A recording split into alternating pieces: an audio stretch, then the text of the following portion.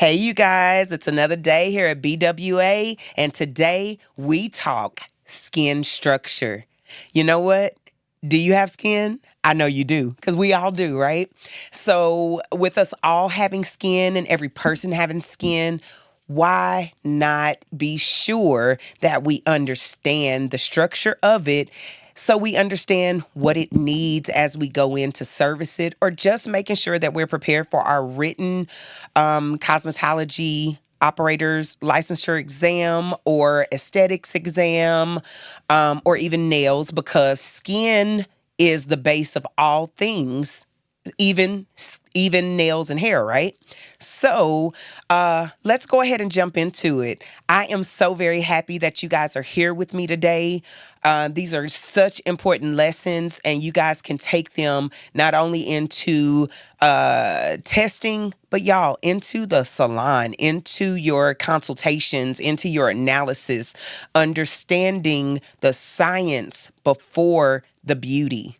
Okay? Science before beauty. All right. And then ultimately, guess what? It benefits that beauty so much because we understand how it works. All right. So let's talk skin structure, y'all. Um, did you know that the skin is your largest organ of your entire body? Did you know that? All right. I know a lot of people think they know that. Okay. All right. So, I think that is really, really important for us to know. I couldn't even imagine myself without skin. Can you imagine yourself without skin? Do you know how unattractive you would be without skin? Just looking like a blob, just looking like a mess, right? So thank God for skin. I will say the skin provides a protection that nothing else in this world could provide, okay? And so it protects us from all things, because when I think about not having skin, I think about all the dust and dirt and mites and all these things that will be sticking to the blood, or the moisture of what's underneath the skin. And so having that skin, it's such a protection from the environment, okay? But also, unbroken skin is a protection from bacterias and parasites and things that could penetrate, right? That could go inside. And so we are very grateful just to have skin, right? And so let's talk about the layers of the skin. You're going to see on the outside here what you are looking at and what I'm feeling. This is called my epidermis. All right. So the epidermis is the outer part of the skin. And if you think about words like EpiPen, right? Epinephrine, it's a medicine that has been used when people have allergic reactions to something, maybe their throat's closing or whatever the situation is. An EpiPen is used through the epidermis, right, for recovery. Okay, so epidermis is the outermost portion of the skin. All right, and I want you guys to remember that. So with that outer layer, we do have our melanocytes, which you'll notice are melanin, okay? And this is why we can see the color, okay? But underneath that epidermis is just the dermis, all right? And so we have the epidermis on the outside, which is fairly thin, okay? But then we have the dermis on the inside, and the dermis is 25 times thicker than the epidermis. The dermis actually contains collagen, okay, that keeps us nice and plump, keeps our skin nice, y'all. Ooh, thank God for collagen, honey. Elastin, which gives us the elasticity where our body and skin might be able to stretch. We know people with big muscles, and then maybe they lose a little bit of that muscle after time, and that skin goes back down. Or maybe when we have a baby and our body stretches to accommodate a home for that lovely little lovely little baby inside your body. I've had a lot of them. All right. And so the stretch, where it can stretch and come back to its original shape. Okay. There are nerves in the dermis. It's so funny. A lot of times, we say you get on my nerves, y'all. It's real. It is real. Those nerves are real. All right. And the nerves, it's crazy because Nerves are quite large, and the job of a nerve is so detailed. It's such a major thing that without those nerves, we couldn't feel, we couldn't see, we couldn't taste. All right. And so these nerves are so important. But then there's also glands, and the glands we have sebaceous glands and we have sudoriferous glands. And so our sebaceous glands let out sebum, which is oil. So my oily people, okay? All right, it's okay. It's a natural situation, all right? Are there things that we can do to help? Of course there are. But then there's also our sudoriferous glands. Our sudoriferous glands are sweat glands, and the sweat glands literally allow sweat to come to the surface, exit our body and come to the surface, okay?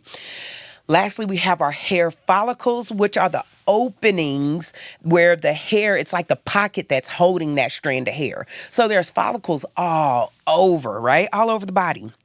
Okay, so we've addressed that. We have our epidermis on the outside, our dermis beneath the epidermis, and then we have our subcutaneous layer. Now, let me tell you about this subcutaneous layer. Now, the subcutaneous layer, y'all, I always think about subs, right? A sub is delicious, but it could make you a little fat, right? And guess what subcutaneous is?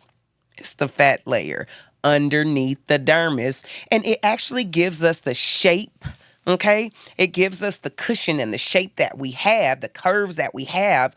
Because could you imagine our skin just sitting on top of our bones? Super ugly, right? Super unattractive. And so it's just really it's a very valuable part. I love my subcutaneous layer, okay?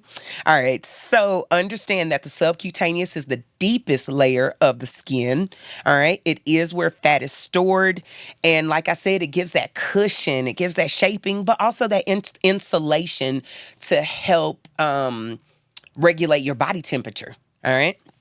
So there are 5 things that I'm going to talk about the skin doing. Okay, we already talked about one, which was protection. So we know that the sun protects us, all right, from so many different things, or that the skin protects us from the sun. The skin protects us from so many different things, right? So with that being the case, not only is it our largest organ, but it just seems like an extremely important organ, right? So our skin allows us to have sensation. I talked about being able to touch or feel earlier. And y'all, that sensation, whether it is cold, whether it is something burning me, I feel burned, whether I am feeling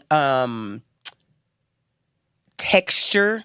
Remember us, we feel texture, textures of items or texture of the hair, whatever it is.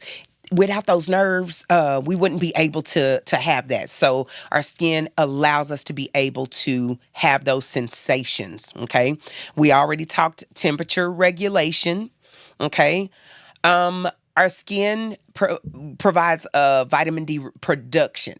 All right, and so which is a very good because we need vitamin D. All right, and then excretion. So when we talk excretion or exiting, it's allowing things to leave our body. All right. Like the glands that we talked about, the oil, the sebum, or the sweat. And so also just having that, the system that you don't have to create. All right. God already did it. And so the fact that the body runs like kind of like a well-oiled machine, as long as we take care of it, right? As long as we are doing what the body needs. And so with this structure, I need you to understand those basics of the epidermis, the dermis, and the subcutaneous layer. But I will also say that those parts break down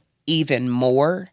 And I definitely want you to know the 5 parts of the epidermis. All right. And so you have your stratum corneum, you have your stratum lucidum, your stratum granulosum, stratum spinosum, and stratum germinativum. All right. And so those are the layers of the epidermis. All right. And so I want you to make sure that you're going deep into this information because it's so important for us to know if we're working on skin, what we're doing and why we're doing it, or why we shouldn't be doing it. All right. And so understanding those different layers will help us to understand how the skin works, where those melanocytes are coming from, where skin shedding is happening and things like that. It's just important for us to know. So initially, I just want you to know the foundation of those items, which is again the epidermis, the dermis, the subcutaneous layer. All right. So right now you should have jotted down this information. Why? Because these are very important words that you need to know. Remember, if I'm a hairstylist, hair comes from the skin. This says it's an appendage of the skin.